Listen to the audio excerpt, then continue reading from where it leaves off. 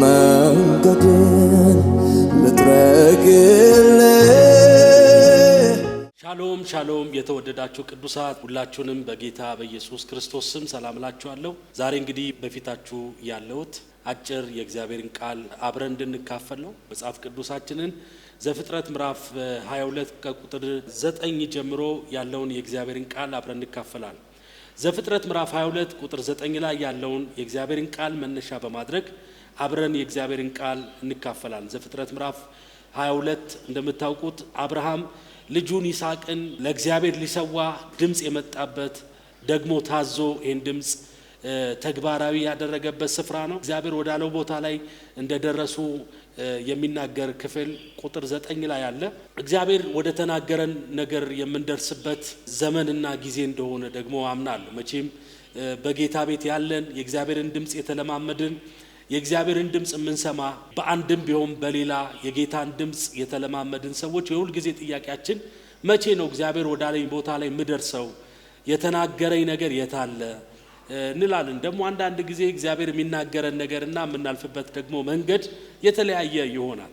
እግዚአብሔር ብዙ እንደሚባርከን ተናግሮን ለብዙዎች እንደምንደርስ ተናግሮን ለብዙ ሰዎች መፍትሄ እንደምንሆን ተናግሮን ከዛ በተቃራኒ ህይወት ውስጥ እናልፋለንና መጽሐፍ ቅዱሳችንን ስናነበው ከዘፍጥረት ጀምሮ እስከ ራእይ ድረስ የእግዚአብሔርን ድምጽና ሰዎች ደግሞ ያን ድምጽ የሚደርሱበትን ላይፍ ነው የምናየው። አብርሃምም እግዚአብሔር ወዳለው ቦታ ላይ ደረሰ የሚል ቃል ዘፍጥረት ምዕራፍ 22 ቁጥር 9 ላይ የምናገኘው ዋና ሐሳብ እግዚአብሔር ወደምነግር ስፍራ ላይ ወስደ ልጅን ትሰዋልኛለህ ስላለው ነውና ዘፍጥረት ምዕራፍ 22 ከቁጥር 1 ጀምሮ እስከ 9 ያለውን ደግሞ ሐሳብ አይተን እግዚአብሔር ወዳለን ቦታ ላይ ለመድረስ ምን ማድረግ እንዳለብን ጥቂት ሐሳቦችን ከእግዚአብሔር ቃል አብረን እንካፈላለን ማለት ነው። ዘፍጥረት ምዕራፍ 22 ቁጥር 1 እንደዚህ ይላል። ከነዚህም ነገሮች በኋላ እግዚአብሔር አብርሃምን ፈተነው እንዲህም አለው፣ አብርሃም ሆይ። አብርሃምም እነሆ አለ፣ የምትወደውን አንድ ልጅን ይስሐቅን ይዘህ ወደ ሞሪያ ምድር ሂድ፣ እኔም በምነግርህ በአንድ ተራራ ላይ በዚያ መስዋዕት አድርገህ ሰዋው አለ። አብርሃምም በማለዳ ተነስቶ አህያውን ጫነ፣ ሁለቱም ሎሌዎች ልጁን ይስሐቅን ከነርሱ ጋር ወሰደ፣ እንጨትንም ለመስዋዕት ሰነጠቀ። ተነስቶም እግዚአብሔር ወዳለው ቦታ ሄደ። በሶስተኛውም ቀን አብርሃም ዓይኑን አነሳ፣ ቦታውንም ከሩቅ አየ። አብርሃምም ሎሌዎቹን አላቸው፣ አህያውን ይዛችሁ ከዚህ ቆዩ፣ እኔና ልጄ ወደዚያ ሄደን እንሰግዳለን፣ ወደ እናንተም እንመለሳለን። አብርሃምም የመስዋዕቱን እንጨት አንስቶ ለልጁ ለይስሐቅ አሸከመው፣ እሱም እሳቱንና ቢላውን በእጁ ያዘ፣ ሁለቱም አብረው ሄዱ። ይስሐቅም አባቱን አብርሃም ተናገረው፣ አባቴ ሆይ አለ። እርሱም እነሆ ልጄ አለው። እሳቱን እንጨቱን ይኸው አለ፣ የመስዋዕቱ በግ ግን ወዴት ነው አለ። አብርሃምም ልጄ ሆይ የመስዋዕቱን በግ እግዚአብሔር ያዘጋጃል አለው። ሁለቱም አብረው ሄዱ፣ እግዚአብሔርም ወደ አለው ቦታ ደረሱ። አብርሃምም በዚያ መሰዊያን ሰራ፣ እንጨትንም ረበረበ፣ ልጁን ይስሐቅን አስሮ በመሰዊያው በእንጨት ላይ አጋደመው። አብርሃምም እጁን ዘረጋ፣ ልጁንም ያርድ ዘንድ ቢላዋ አነሳ። የእግዚአብሔር መልአክ ከሰማይ ጠራና አብርሃም አብርሃም አለው። እርሱም እነሆኝ አለ። እርሱም በብላቴናው ላይ እጅን አትዘርጋ፣ አንዳችም አታድርግበት፣ አንድ ልጅህን ለእኔ አልከለከልክምና እግዚአብሔር የምትፈራ እንደሆንክ አሁን አውቄአለሁ አለ ይላል። በዚህ ቦታ ላይ 2 እና 3 ጊዜ እግዚአብሔር ወዳለው ቦታ ብሎ ይናገራል። ይሄ ቦታ ሞሪያም ተራራ ነው። አብርሃም ከነበረበት የ3 ቀን መንገድ ሩቅ የሆነ ቦታ ነው። እግዚአብሔር በዛ ቦታ ላይ ልጅህን ሰዋልኛል እና ዛሬ መልእክቴ ይሄ ነው። መልእክቴ ደግሞ እግዚአብሔር የተናገረን እግዚአብሔር ያለን ቦታ አለ። እግዚአብሔር የተናገረን እንድንደርስበት እግዚአብሔር ያዘጋጀልን ቦታ አለ። ወደዚህ ቦታ ለመድረስ ወይም ደግሞ እግዚአብሔር ወደ ተናገረን ቦታ ለመድረስ ማድረግ የሚገቡንን ፕሪንሲፕሎች ከአብርሃም ሕይወት ብንማር እንጠቀማለን ብዬ አስባለሁ። በአንድም ቢሆን በሌላ እግዚአብሔር ብዙ ትደርሽበታለሽ ያሉን ቦታዎች ይኖራሉ። መጽሐፍ ቅዱስ አብርሃም ምን ቢያደርግ ነው እግዚአብሔር ወዳለው ቦታ ላይ የደረሰው የሚለውን ጥቂት ፕሪንሲፕሎች አብረን ብናይ ዛሬም ለምንደርስበት ቦታ ይጠቅመናል ብዬ አስባለሁ። ይሄ ቦታ እግዚአብሔር ለአብርሃም እንደተናገረው ወደዛ ቦታ ሂድ ያለው ቦታ ላይ ይስሐቅን የሚተካ በግ በዛ ቦታ ላይ እግዚአብሔር አዘጋጅቷል። የእግዚአብሔርን ዝግጅት ያለበት ቦታ ነው። እግዚአብሔር የሚፈራበት፣ እግዚአብሔር የሚከበርበት፣ አብርሃም እግዚአብሔርን መውደዱን ያሳየበት ስፍራ ነው። ስለዚህ ይሄ ቦታ ለአብርሃም የተለየ ቦታ ነው። ለአብርሃም ትልቅ ስፍራ ነው። እግዚአብሔር የተናገረው ቦታ ነው። አንዳንዶቻችን የምንጠብቀው ስፍራ አለ። ምክንያቱም ይሄ አሁን ያላችሁበት ቦታ ላይ የማይመጥናችሁ እንደሆነ በመንፈስ ትረዳላችሁ። እግዚአብሔር የሆነ የተናገራችሁ ቦታ ነው። ቦታ ብለን ስንል ፊዚካሊ ከአንድ ቦታ ወደ ሌላ ቦታ ብቻ ላይሆን ይችላል። ቦታ ብለን ስንል ለምሳሌ ከአንድ ስፍራ ወደ ሌላ መንፈሳዊ ከፍታ ሊሆን ይችላል። ከአንድ ካለንበት አሁን ኢኮኖሚካል ስታተስ ከፍ ወዳለ ቦታ ሊሆን ይችላል። ካለንበት ከምንሰራበት ሎኬሽን ከፍ ያለ ቦታ ሊሆን ይችላል። እሱ ብቻ አይደለም፣ መኖሪያ ስፍራ ሊሆን ይችላል። ግን እግዚአብሔር የተናገረን ስፍራ፣ እግዚአብሔር ወደ ተናገረን ቦታ ለመድረስ የሚያስፈልጉ ፕሪንሲፕሎችን በዚህ ቦታ ላይ እናያለን። እንደምታውቁት እግዚአብሔር በጉን ያዘጋጀበት ቦታ ነው። የአብርሃም ፍቅር የታየበት ቦታ ነው። የአብርሃም ጥበብ የታየበት ቦታ ነው። እዛ ቦታ ላይ መድረስ ግን አብርሃም እንደ ኖርማል ባያቸው የሄዱበት መንገድን ደግሞ እናያለን። ለምሳሌ የመጀመሪያው ፕሪንሲፕላችን እግዚአብሔር ወደ ዓለም ቦታ ለመድረስ የመጀመሪያው ዋና ሐሳባችን ምንድነው ብላችሁ ካላችሁ የመጀመሪያው ነገር የእግዚአብሔርን ድምጽ ማረጋገጥ። የመጀመሪያው እግዚአብሔር ወደ ዓለም ቦታ ላይ ለመድረስ መጀመሪያ ማረጋገጥ ያለብን ነገር ምንድነው? ብሎሃል ወይ ብለን ነው ቼክ ማድረግ ያለብን። አንዳንድ ጊዜ የሚመስሉ ግን ድምጽ የሚመስሉ ግን ድምጽ ያልሆኑ ነገሮችን መለየት በህይወታችን። ለዚህ ነው እኔ በምነግርህ ቦታ፣ እኔ በምነግርህ በአንድ ተራራ ላይ በዚያ መስዋዕትን አድርገህ ሰዋው አለ። የምትወደውን አንድ ልጅህን ይስሐቅን ይዘህ ወደ ሞሪያ ምድር ሂድ፣ እኔም በምነግርህ በአንድ ተራራ በዚያ መስዋዕት ሰዋ አለው። የመጀመሪያው ድምጽ አለ። ሁለተኛ ስፔሲፊክ ሞሪያ የሚባል ምድር አለ። ወደዚያ ሂድና ሰዋልኝ አይደለም፣ ወደዚያ ሂደ እኔ በምነግርህ በአንድ ተራራ። አያችሁ፣ ሁሉ ጊዜ እግዚአብሔር ድምጽ ስፔሲፊክ ሆኖ በህይወታችን ካልመጣ በጣም አስቸጋሪ ነው ማለት ነው።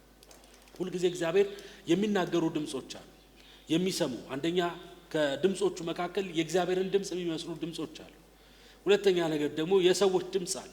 ሶስተኛ በአይምሮአችንና በልባችን እኛ የምናስባቸው ድምጾች አሉ፣ ይገጣጠሙብን። ብዙ በህይወቴ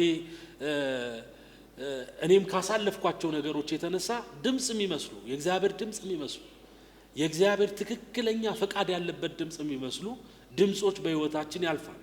አብርሃም እግዚአብሔር አምላክ እንደዚህ ነው ያለው፣ እኔ በምነግርህ አለውና በሞሪያ ምድር ካለው በኋላ በአንድ ተራራ ላይ አንድ ነገር ዛሬ ላስታውሳችሁ ፈልጋለሁ። የምትጠብቁት ነገር ከጌታ የጠበቃችሁት ደርሳለሁ ብላችሁ ያሰባችሁት ነገር የምር እግዚአብሔር ተናግሯችኋል? እግዚአብሔር ከተናገረ ኃላፊነቱን ይወስዳል። እግዚአብሔር ከተናገረ ለእግዚአብሔር ድምጽ እርሱ ራሱ ዋጋ ስላለው ድምጹ ቫልዩ ስላለው፣ ለዚህ ነው እኔ በምነግርህ፣ ደጋግሞ ነው የሚለው እኔ በምነግርህ። የምትወደውን ልጅህን ወስደህ ሰዋልኛል፣ እኔ በምነግርህ ምንድን ነው ያለ ራሱ እግዚአብሔር ምንድን ነው ያለ?